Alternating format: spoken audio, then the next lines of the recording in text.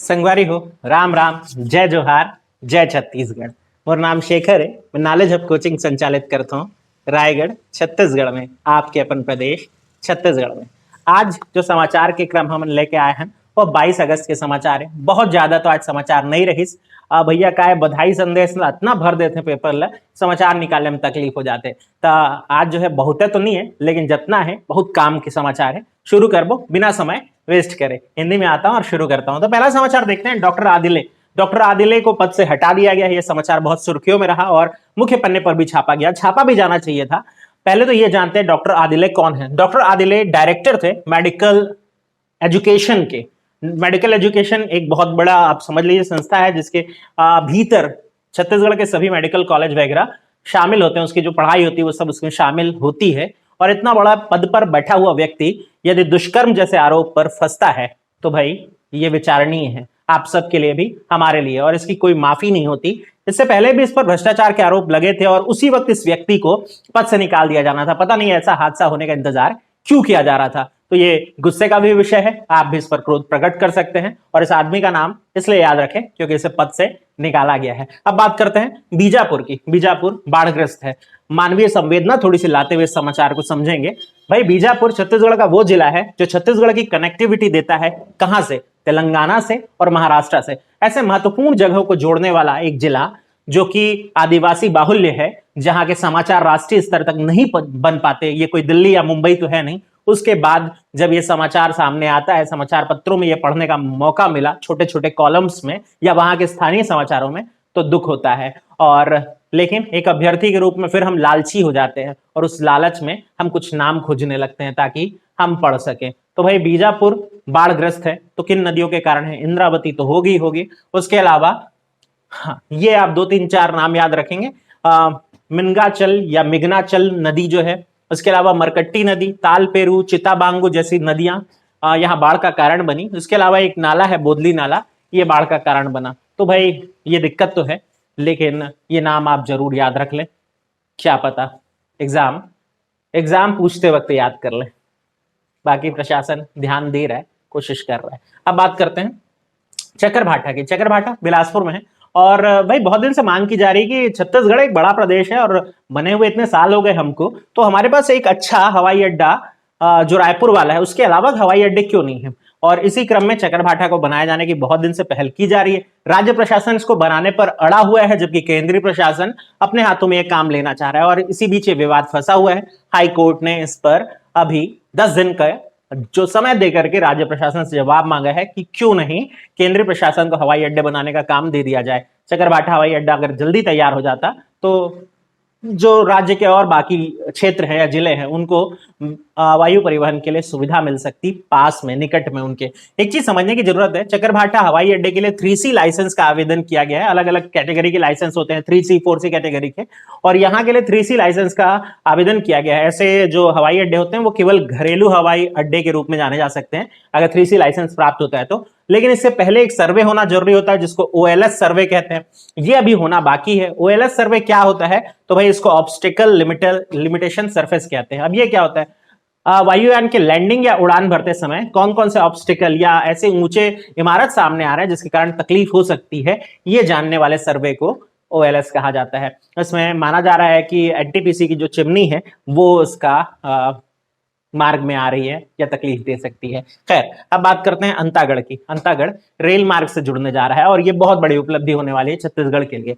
अंतागढ़ से अगर देखें तो 36 किलोमीटर की दूरी पर रवाघाट माइन है, और रवाघाट माइन भिलाई स्टील प्लांट के लिए बहुत जरूरी है। भाई भिलाई स्टील प्लांट दल्ली राजरा से अपने लौह अयस्क की पूर्ति करता था, लेकिन आपको पता ही है दल्ली राजरा की खदान जो है अब वो समाप्त हो गई। भाई वहां संसाधन नहीं रह गए, तो अब नया रुख किया गया रवाघाट की तरफ। अगर ये संचालन होने लगे तो रायपुर की दूरी, भिलाई की दूरी ये अंतागढ़ से कम हो जाएगी और जो ट्रक के माध्यम से परिवहन था वो सरल होकर के अब ट्रेन के माध्यम से परिवहन होने लगेगा। तो ये बहुत महत्वपूर्ण होने वाला है। इसका ट्रायल कंप्लीट हुआ है और 110 किलोमीटर प्रति घंटे की रफ्तार से गाड़ी चलाकर देख ली भी गई है। खैर, अब आगे बढ़ते हैं और मरारपारा के गणेश मंदिर। आज गणेश चतुर्थी, आप सबको गणेश चतुर्थी की बधाई, शुभकामनाएं।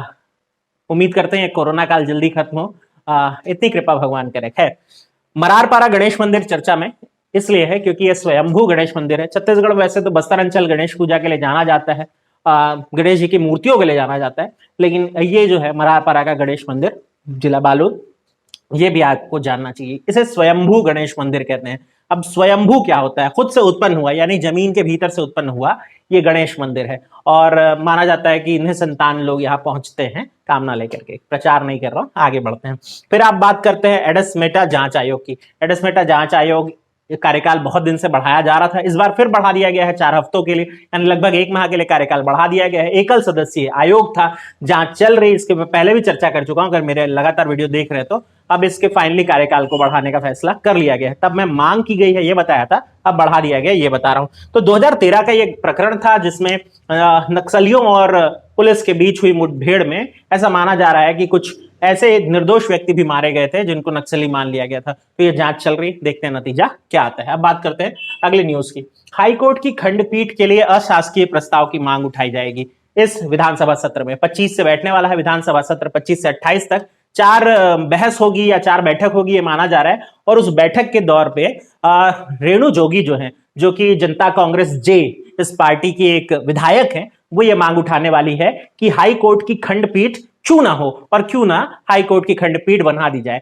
पहले तो ये समझते हैं कि भाई हमारी हाई कोर्ट बिलासपुर में है, लेकिन न्यायिक दूरी का जो मामला है वो आ जाता है। बिलासपुर से अगर आप देखें सुकमा अंचल की दूरी या जगदलपुर की दूरी जो है वो काफी लंबी पड़ती है। या आप समझे कि भाई ऐसे जिले जो कि बिलासपुर तक के लिए सहल नहीं है या जा पाना सहल नहीं है, वहां ये दिक्कत बनी रहती है। रायपुर राजधानी होने के बाद भी न्यायिक दूरी को झेल रहा है। इस सारे मुद्दे को ध्यान में रखते हुए ऐसा माना जा रहा है कि खंडपीठ बैठाने का फैसला किया जाएगा। अगर बिलासपुर की खंडपीठ बनती है तो भाई इसमें सुविधा यह हो जाएगी कि रायपुर में एक खंडपीठ बनाने की मांग की गई है, एक अंबिकापुर में और एक जगदलपुर में। हुआ नहीं है अभी, अशासकीय प्रस्ताव क्यों कह रहे हैं भाई? यदि कोई मंत्रिमंडल में रहता है, मंत्रिमंडलीय सदस्य है या सत्ता में जो दल है उसका सदस्य है, वो अगर कोई मांग उठाते हैं तो उसे शासकीय प्रस्ताव कहते हैं। उसके परे यदि विधायक कोई मांग उठाते हैं या सांसद तो उसे अशासकीय प्रस्ताव कहते हैं। इसलिए यहां पर हमने संविधान के इस शब्द का प्रयोग किया है।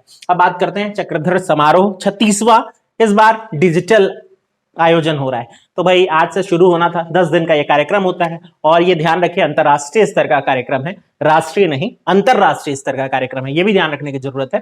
राजा चक्रधर सिंह की याद में मनाया जाने वाला ये बेहद महत्वपूर्ण जो पर्व है, जो कि पूरे रायगढ़ को अंतरराष्ट्रीय स्तर पर चिन्हांकित करता है, ये इस साल कोरोना की भेंट चढ़ गया। हालांकि ये सोचा गया है कि इसका डिजिटल आयोजन किया जाएगा और ये राज परिवार कर रहा है, जिला प्रशासन नहीं कर रहा है। लोकल कलाकारों को मौका दिया जाएगा, वही प्रस्तुति देंगे, जिसका टेलीकास्ट वगैरह किए जाने की बात उठाई गई है। आज से अगर ये था तो शुरू हो जाता, गणेश चतुर्थी के दिन से प्रारंभ होता है। किनकी याद में? तो राजा चक्रधर सिंह, रायगढ़ के बहुत फेमस राजा रहे हैं राजा चक्रधर सिंह, उनकी याद में। वैसे राजा चक्रधर सिंह को नान्हे महाराज भी कहा जाता था, ये फैक्ट पता नहीं आप में से कितने लोग जानते थे, नोट कर लीजिएगा। नान्हे महाराज के नाम से जाने जाते थे, जो राजा भूपदेव सिंह के दूसरे बेटे थे। राजा भूपदेव सिंह वो राजा है जिनकी याद में भूपदेवपुर नामक रेलवे स्टेशन है, जो बहुत महत्वपूर्ण है। और उसी के पास राम झरना नामक प्रसिद्ध प्राकृतिक स्थल भी है, दर्शनीय स्थल भी है, जो राम जी से जुड़ा हुआ है। तो अब नान्हे महाराज की स्मृति में यह मनाया जाता है, ये आपको पता चल गया।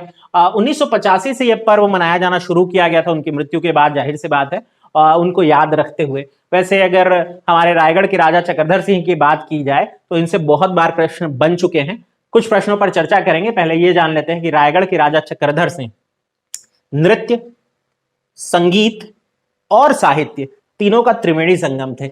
ऐसे बहुत बिरले व्यक्ति होते हैं जिनमें ये तीनों गुण हों। राजा चक्रधर सिंह उन व्यक्तियों में थे जिनमें ये सारे गुण थे। राजा चक्रधर सिंह की बात करें तो वो बेहतरीन उच्च कोटि के तबला वादक थे, जिस पर उन्होंने किताब भी लिखी है। उच्च कोटि के कथक नृत्यकार थे। कथक यूपी का जो आर्ट है, नृत्य आर्ट, उसके बहुत बढ़िया नृत्यकार थे। और साहित्यकार तो ही थे, वो भी अलग अलग भाषाओं के, संस्कृत, हिंदी और उर्दू भी। तो अब कुछ रचनाएं देख लेते हैं इनकी। राजा चक्रधर सिंह की अगर रचनाओं की बात करें तो उनके उपन्यास पर चर्चा करते हैं। बैरागढ़िया राजकुमार, ये उनका बहुत बेहतरीन उपन्यास रहा। इसके अलावा अलकापुरी, माया चक्र जैसे उपन्यास उन्होंने लिख रखे हैं। इसके अलावा अगर काव्य की बात करें तो राग रत्न मंजूषा या मंजूषा काव्य जो है वो एक था। इसके अलावा काव्य मंजूषा, इसके अलावा ताल तोय निधि, एक बहुत महत्वपूर्ण संगीत पर आधारित उनका ग्रंथ जो कि 32 किलो की किताब मानी जाती रही है।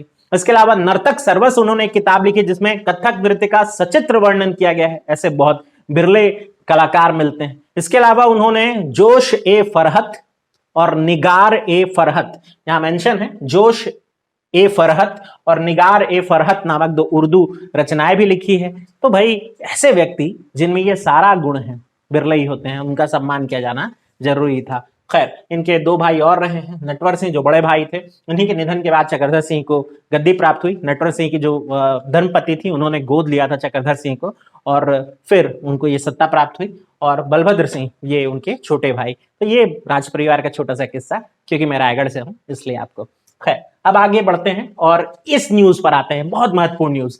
रीवांचल के राजा बालम का किला, रीवांचल मध्य प्रदेश से लगा हुआ क्षेत्र है, और वहां का एक राजा था, राजा बालम, उनका किला प्राप्त हुआ है छत्तीसगढ़ तमोर पिंगला अभ्यारण्य के भीतर। तमोर पिंगला आपको पता ही है, जिला सूरजपुर का हिस्सा है, और इसके भीतर एक किला मिला। इस किले को जब जोड़ा जा रहा है सामने, तो वो निकल करके आ रहा है रीवांचल के राजा बालम रहे होंगे, क्योंकि इस पहाड़ी जहां पर वो मिला है तमोर पिंगला, वैसे नामकरण कैसे हुआ पता है आपको? तमोर नाम की पहाड़ी जिसमें से पिंगला नाला या नदी निकलती है, तो दोनों को मिलाकर के तमोर पिंगला। इसके ऊपर बहुत दिन से ईंटें मिल रही थी लोगों को, और फिर जब वन विभाग वहां पहुंचा तो उसको पता चला कि एक पूरा किला भी है जिसमें जलकुंड बना हुआ है, और पानी के स्रोत के लिए बावड़ी बनी हुई है। बावड़ी जैसे राजस्थान के या मारवाड़ क्षेत्र के राजा बनाते थे जल को संरक्षित रखने के लिए, वो सब बना हुआ है। और ये बहुत इंटरेस्टिंग है कि छत्तीसगढ़ में इस तरह की चीज प्राप्त हुई है।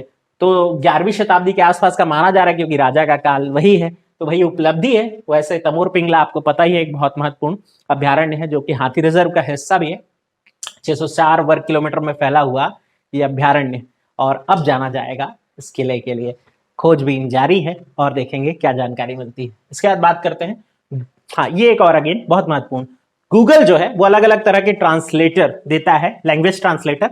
अब इसमें जुड़ने वाला है गोंडी। ध्यान रखिए, मैंने कुछ दिन पहले गोंडी लिखने वाले एक सॉफ्टवेयर की बात की थी, ये उससे अलग गूगल का गोंडी ट्रांसलेटर होगा, वो जानने की जरूरत है। इसको माइक्रोसॉफ्ट सीजी नेट स्वरा, ये एक ऑनलाइन रेडियो या फिर मोबाइल के माध्यम से रेडियो सर्विस प्रोवाइड करने वाली एक संस्था है जो बस्तर में शांति लाने के लिए कार्यरत है, और ये बहुत महत्वपूर्ण है। इसके अलावा रायपुर ट्रिपल आईटी जो है, उन तीनों ने मिलकर के इसको विकसित किया है, और इसमें 3 लोगों का बहुत महत्वपूर्ण हाथ है। एक है रेणुराम मरकाम जो छत्तीसगढ़ से हैं, एक है अर्का मानिक राव जो तेलंगाना स्टेट से हैं, और रविंद्रनाथ जो उड़ीसा से हैं। देखिए 3 राज्य के लोग मिले और उन्होंने इस कार्य को अंजाम दिया। ऐसा क्यों भाई? गोंडी एक ऐसी बोली है जो कि कब से भाषा बन जानी चाहिए थी।